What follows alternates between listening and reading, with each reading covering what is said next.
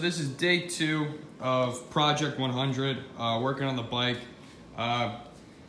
So far we've made some okay progress. Honestly, I'm not too happy with the progress we made because yesterday I was working on, or 2 days ago, I was working on the chain, trying to get it cut and back onto the bike, you know, trying to size it up. And for whatever reason, I'll take you guys over to the chain. My chain cutter just wasn't working right. It was pushing these, pushing the links through, but bending the good link that I still needed.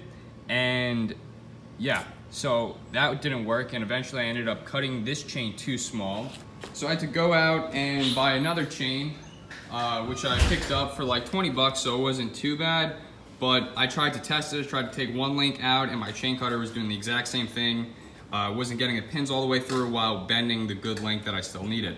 So Matt's on his way over with a different chain cutter. Maybe it was this one I'm using, the Motion Pro. I used it once for the 230 and it worked absolutely fine, besides breaking off the original pin. So I had to buy another one, and now this new one doesn't work, or I just don't know how to use it, which is pretty likely.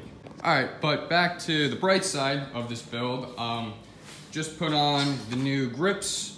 Did a time lapse of those and just watched the footage and realized how fast that went. I think it took 24 seconds to do the whole thing in the footage, but it took me way longer and way much more frustration than the video shows.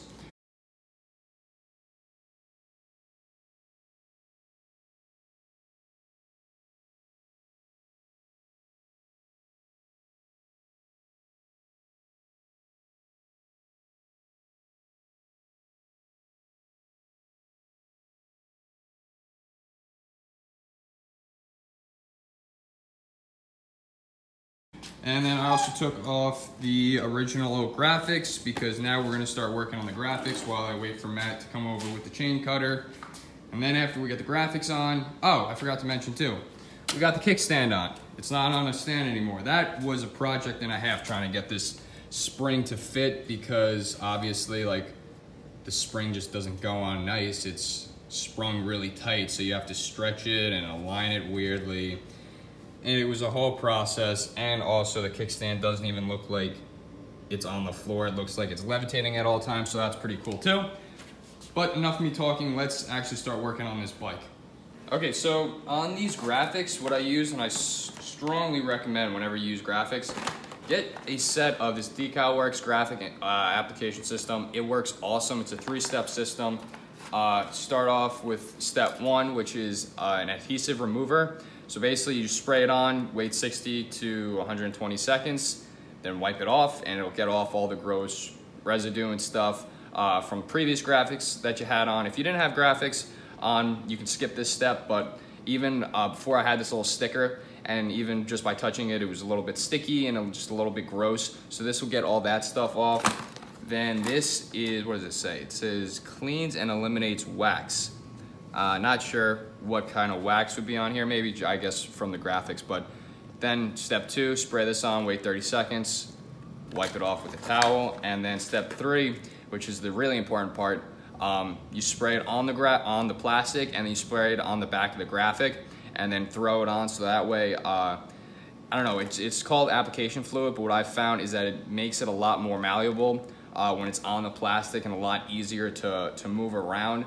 I guess because both sides are pretty slippery from this application system, but being able to move the graphic around without it sticking is awesome, and then it dries nicely, and I haven't had a problem with the graphic slipping or really bubbling, for that matter, when I use this system. So strongly recommend.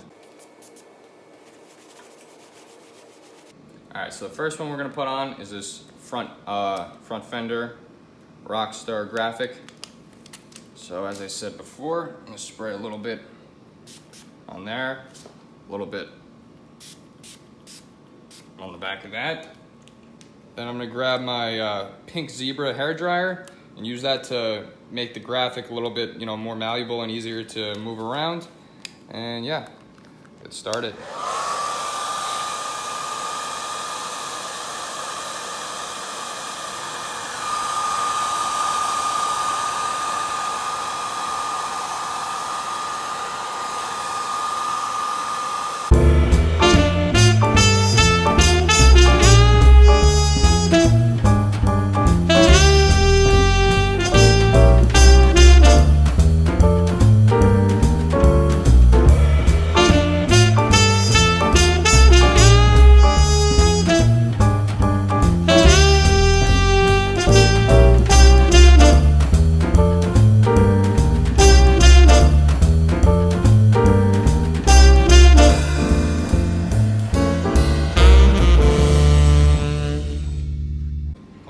the DecalWorks graphics application system.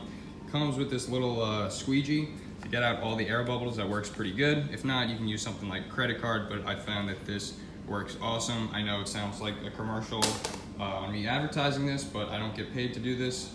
But hey, if DecalWorks, you're watching this, feel free to send me some free graphics.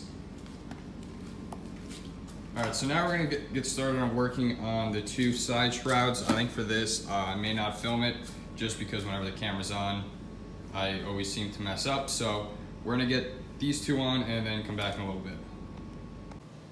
All right, so I think we're like halfway through. This looks pretty good. I really do like the way that this graphic came out. Went on there pretty easy. I thought it was gonna be a lot easier because this plastic is pretty flat compared to my 250, which has a million curves and edges. But this one was relatively flat, so it went on there pretty good. Matches the front one great. I am nervous about some air bubbles forming up top here on the lips of the fenders. That's always where they seem to pop up, so you just gotta watch those in the days after installing the graphic. And then we just have this one more side shroud to do, and then we also have the back fender to do, but I'm still not sure what we're doing about that, if we're fixing the existing fender or maybe buying a new one. But yeah, so that's the later issue. Right now we're just gonna focus on finishing up these graphics.